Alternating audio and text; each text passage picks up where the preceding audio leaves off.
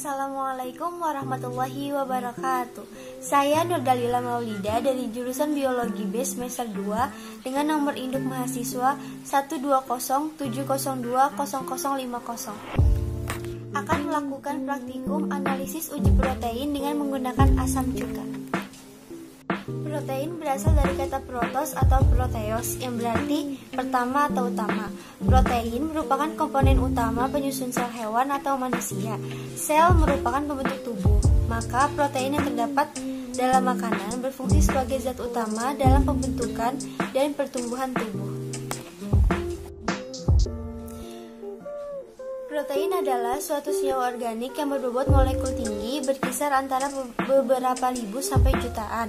Protein ini tersusun dari atom C, H, O, dan N serta unsur lainnya seperti P dan S yang membentuk unit-unit asam amino. Dan unsur-unsur ini tidak dimiliki oleh lemak atau karbohidrat. Urutan susunan asam amino dalam protein maupun hubungan antara asam amino yang satu dengan asam amino yang lain menentukan sifat biologis suatu protein. Di alam ditemukan 20-21 macam asam amino yang membangun protein. Sebagai zat pembangun, protein merupakan bahan-bahan pembentuk jaringan-jaringan baru yang selalu terjadi dalam tubuh dan mempertahankan jaringan yang telah ada. Pengujian kadar protein suatu bahan pangan dapat dilakukan dengan dua pengujian. Salah satunya adalah dengan uji kualitatif protein yang berguna untuk mengidentifikasi ada atau tidaknya protein. Pengujian kualitatif ini dapat dilakukan dengan berbagai metode, salah satunya dengan asam cuka. Untuk mengetahui kandungan protein pada suatu bahan pangan, maka dilakukanlah praktikum ini dengan metode asam cuka.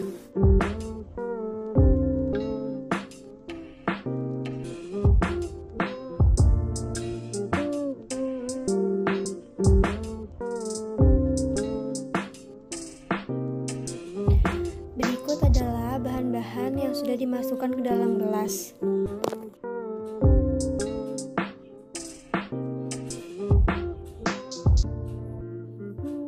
Dan panci yang sudah dimasukkan air ke dalamnya. Setelah itu, panaskan panci di atas kompor hingga airnya mendidih. Setelah beberapa saat ditunggu, air pun telah mendidih. Jangan lupa untuk mematikan kompor. Setelah air sudah dipanaskan, masukkan masing-masing gelas ke dalam panci.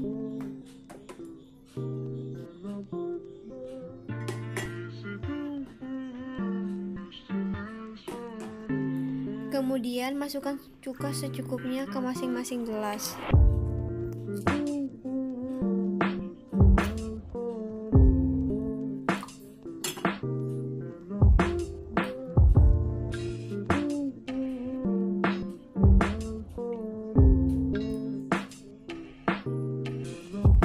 Setelah itu, tunggulah beberapa saat.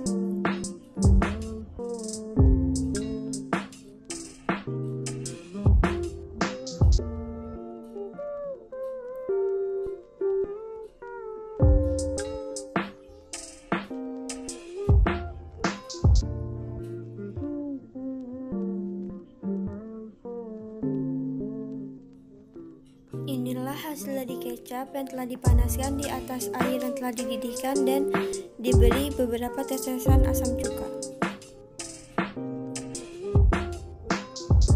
Ini hasil dari minyak yang telah dipanaskan di atas air yang telah dididihkan dan diberi beberapa tetesan cuka.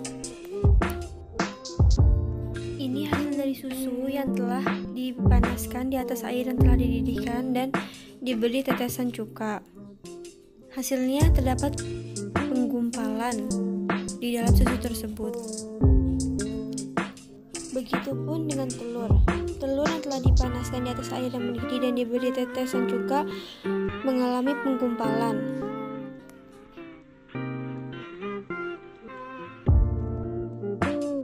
Percobaan kandungan protein yang dilakukan pada hari Kamis 8 April 2021 yang bertujuan untuk mengidentifikasi mengoperasi dan menentukan kandungan protein dalam sampel makanan. Bahan yang digunakan yaitu susu UHT, putih telur, kecap, minyak goreng. Pengujian dilakukan dengan cuka. Cuka diteteskan secukupnya. Masing-masing gelas yang telah diisi dengan bahan-bahan dimasukkan ke dalam panci yang telah dipanaskan airnya dan diberi tetesan cuka secukupnya. Kemudian setelah beberapa saat terjadi penggumpalan pada beberapa gelas, yaitu gelas yang berisi putih telur dan susu. Sedangkan pada gelas yang berisi kecap dan minyak goreng tidak terjadi perubahan apapun. Hal tersebut dapat terbukti bahwa putih telur dan susu mengandung protein, sedangkan pada kecap dan minyak goreng tidak mengandung protein. Memang, jika dilihat dari bungkus kecap dan juga minyak goreng, terdapat tulisan bahwa mengandung 0% protein. Metode yang digunakan pada praktikum kali ini yaitu uji koagulasi.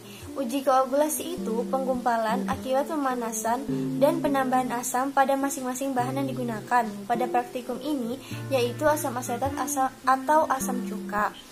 Fungsi asam cuka yaitu ion H+ pada CH3COOH akan mengikat bungkus negatif pada protein yang dapat merusak konformasi sehingga protein mengalami koagulasi pada sampel tersebut. Apabila protein dipanaskan, maka protein tersebut akan menggumpal dan juga mengalami denaturasi atau perubahan bentuk di mana protein kehilangan fungsi biologisnya dan terjadi perubahan terhadap struktur sekunder, tersier, dan juga kuaterner.